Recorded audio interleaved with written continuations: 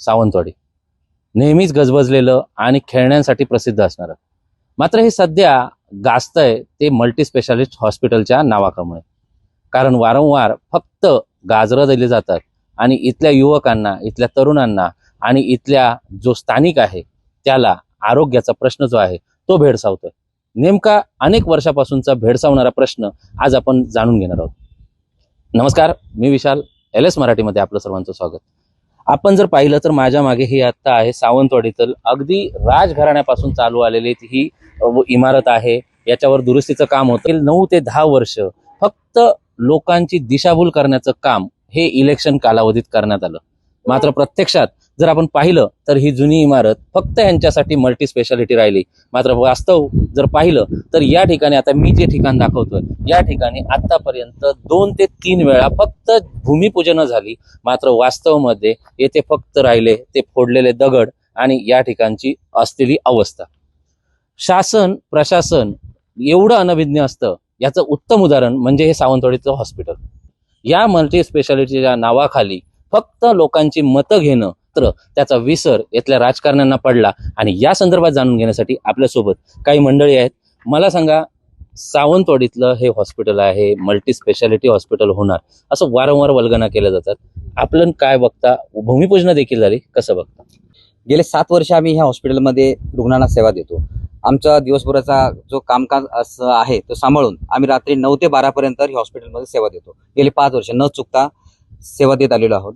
परंतु आम्ही असं पाहिलं की जेव्हा इलेक्शन येतं तेव्हा मल्टी स्पेशालिस्ट हा मुद्दा फार मोठा उचलून धरला जातो, गाजाबाजा केला जातो. लोकांमध्ये एक आशा निर्माण केली जाते की लोक म्हणतात ग्रामीण भागातनं येतात. जवळपास दिवसाला 350 ते 400 OPD आमच्या हॉस्पिटलमध्ये होते. म्हणजे मला वाटतं महाराष्ट्रातले 2 नंबर OPD हे आपल्या सावंतवाडी शहरामध्ये आहे, सावंतवाडी उपजिल्हा रुग्णालयामध्ये आहे असं म्हणतात. आणि आहेच, खरंच आहे. परंतु ज्या पद्धतीने आमच्या हॉस्पिटलमध्ये डॉक्टर्स नाही, काही स्टाफ नाही, त्यामुळे रुग्णांचे एवढे हाल होतात की 90% रुग्ण हे गोव्याला रेफर केले जातात. त्यातले दुर्दैव असं की रात्री 1, 2, 3 वाजता जेव्हा हे रेफर केले जातात त्यावेळी 40% म्हणजे जवळपास 7-8 पेशंट पर रिटर्न पाठवले जातं ह्या हॉस्पिटलमध्ये. ह्याचं कारण काय की ते म्हणतात तुमचं निदान काय केलं आहे ना, ते काय चुकीचं आहे. या पेशंटला काहीच झालं नाहीये, त्यामुळे ताबडतोब तुम्ही तुमच्या हॉस्पिटलमध्ये घेऊन जा, इकडे आमच्याकडे जागा नाही. जर सिरियस असेल तर आम्ही नक्की त्यांना ऍडमिट करू. अशा वेळी त्या गोरगरीब रुग्णाला 5,000 ते 6,000 रुपये अँब्युलन्स करून ह्या हॉस्पिटलमध्ये परत आणावं लागतं. आणि ही मोठी शोकांकित आहे. मला सांगा, 2 ते 3 वेळा भूमिपूजन झाली, मात्र प्रत्यक्षात आताची परिस्थिती काय आहे? पुढे काय होईल का? आपल्याला काय वाटतं? हा 19 आकृतीबंधाच्या डॉक्टरांमध्ये फक्त आणि फक्त आज 5 डॉक्टर आपल्याकडे कार्यान्वित आहे. त्याच्यातला एक डॉक्टर आता सेवानिवृत्त होतात 31 मेला. आणि दुसरे जे रेड्डी नावाचे डॉक्टर आहेत त्यांना पुढील आदेश येईपर्यंत असं त्याच्यामध्ये आदेश आहे. म्हणजे ते कन्फर्म नाही. जर त्यांना उद्या कुठचा तरी दबाव राजकीय आला तर ते डॉक्टर इथून जाऊ शकतात. त्यामुळे त्याची शक्यता आज सांगता येत नाही आहे असं. म्हणजे ते जर सोडले तर 3 डॉक्टर आणि ते धरले तर 4 डॉक्टर अशी इथली परिस्थिती आहे. मग इथली OPD जर सर्वसाधारणपणे 300च्या आसपास OPD आहे.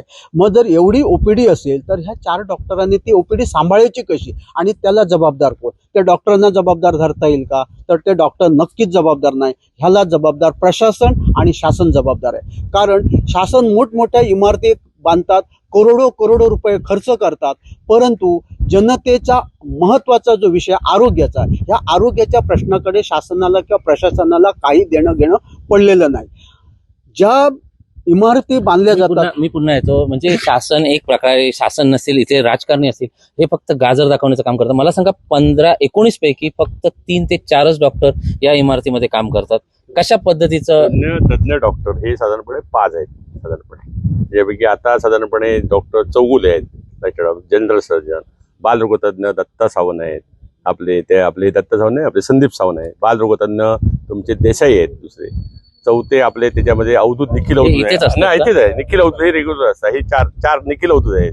त्याच्यानंतर आता हे रिटायर होतात कुठले तुमचे AY सर.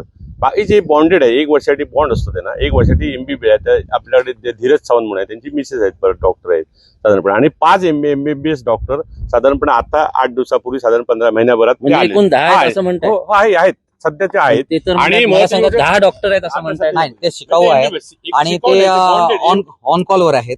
त्यामुळे 10 डॉक्टर आहेत असं म्हणता येणार नाही. तुम्ही स्वतः जाऊन परिस्थिती बघा. आता तुम्ही जाऊ शकता हॉस्पिटलमध्ये आणि तुम्हाला कळणार किती डॉक्टर आहेत ते. प्रत्यक्ष माझ्याकडे ते जे अधिकृतपणे जो त्यांचा आकृतीबंध आहे त्याची माझ्याकडे माहिती मी आता आणलेली आहे. पाहिजे असल्यास त्याची माहिती मी तुम्हाला आता देऊ शकतो. जे 19 डॉक्टर आहेत त्याच्यापैकी कार्यरत डॉक्टर किती आहेत आणि ऑन कॉल डॉक्टर किती आहेत. जे डॉक्टर आता येणार आहेत त्यांची मुलाखती चालू आहे. ती प्रक्रिया लंबी आहे. ते कधी होईल सांगता येत नाही. ते परत इथे येतील किंवा नाही ह्याचाही काही कोण अंदाज बांधता येत नाही. कारण इथं जे डॉक्टर येतात ह्यांना वेतन जे आहे ते कमी आहे.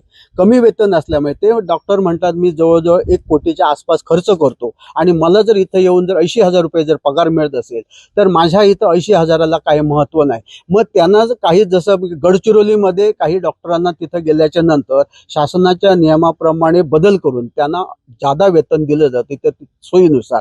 तसं जर इथं काहीतरी इथं हा जर डोंगरी भाग आहे. हा डोंगरी भाग असा धरून जर इथं जर काही शासनाने GR मध्ये जर दुरुस्ती केली तर त्यांना ते अतिरिक्त वेतन मला सांगा, या ठिकाणचा आजूबाजूचा जर भाग बघितला तर हा अगदी गावं आहेत इथली आजूबाजूची.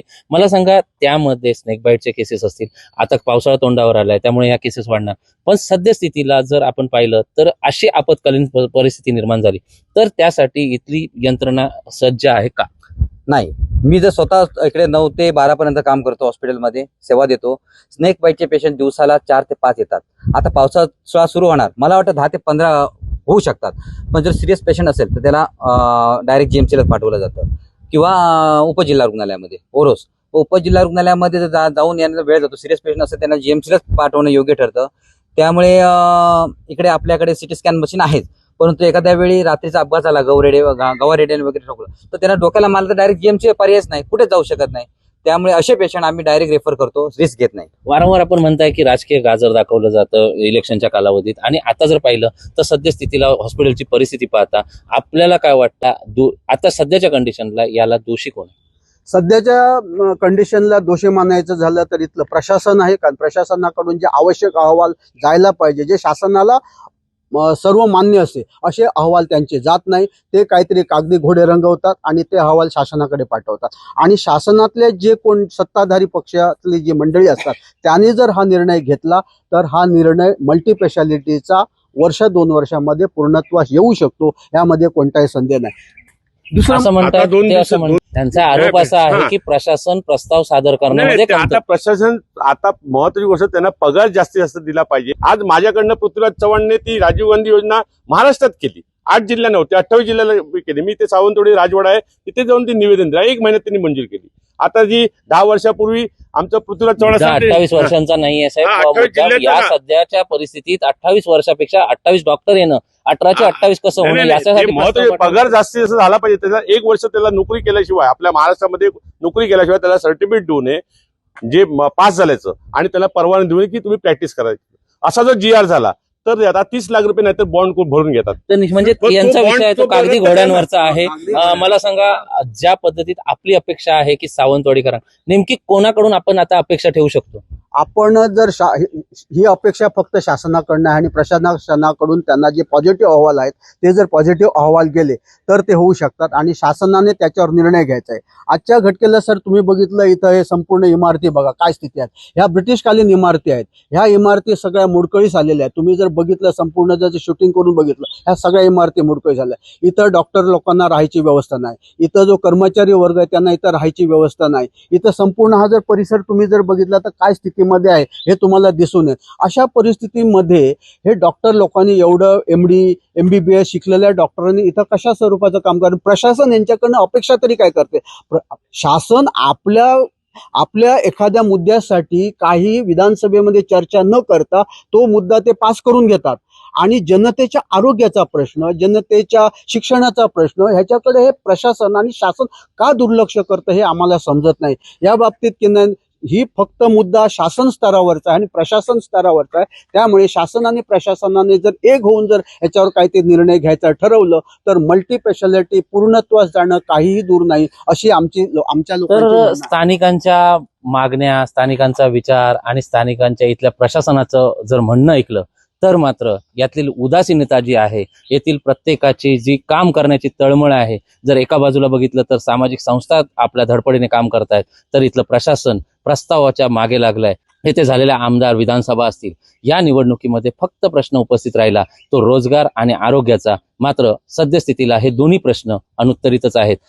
जिल्ह्याचे पालकमंत्री नितेशजी राणे वारंवार वल्गना करतात, इथल्या कोणत्याही प्रकारची हयगय होणार नाही. मात्र हेच नितेश राणे हा संपूर्ण मुद्दा 2 वेळा भूमिपूजन झालेली या भूमिपूजनाचं लोकार्पण करतात का आणि हे मल्टी स्पेशालिटी हॉस्पिटल सावंतवाडीकरांच्या सेवेत लवकर दाखल होतं का हे पाहणं तेवढंच महत्त्वाचं ठरणार आहे. व्हिडिओ जर्नलिस्ट अनिकेत सह विशाल रेवडेकर, एस मराठी.